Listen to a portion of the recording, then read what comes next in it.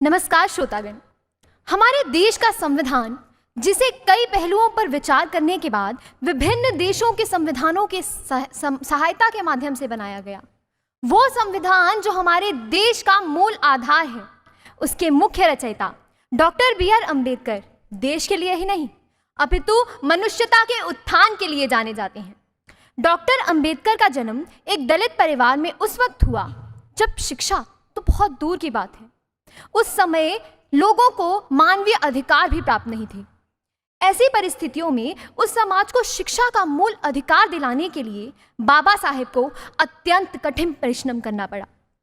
उन्हें बचपन में ही उनके पिता द्वारा यह बात बता दी गई थी कि केवल शिक्षा ही एकमात्र ऐसा सुरक्षा कवच है जिसके बल पर व्यक्ति जिंदगी की किसी भी कसौटी पर खरा उतर सकता है, और इसी शिक्षा के बल पर वह ऊंची उड़ान और बुलंद हौसलों वाला नन्हा बालक आगे चलकर देश के संवैधानिक इतिहास में मील का पत्थर साबित हुआ।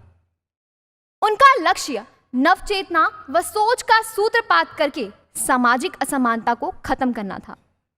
वे एक बहुत बड़े युगदृष्टा थे। कोई भी देश केवल तभी तरक्की कर सकता है जब वहां का प्रत्येक नागरिक शिक्षित हो। उन्होंने महिलाओं के आर्थिक और सामाजिक अधिकारों की भी वकालत की। उन्होंने स्त्री शिक्षा को आगे बढ़ाया और महिला सशक्तिकरण के लिए एक विधेयक भी प्रस्तुत किया। इस विधेयक के अनुसार भारतीय महिलाओं को कई अधिकार प्रदान किए गए। इस मसौदे में उत्तराधिकार, विवाह, अर्थव्यवस्था के कानूनों में लैंगिक समानता की मांग की गई थी।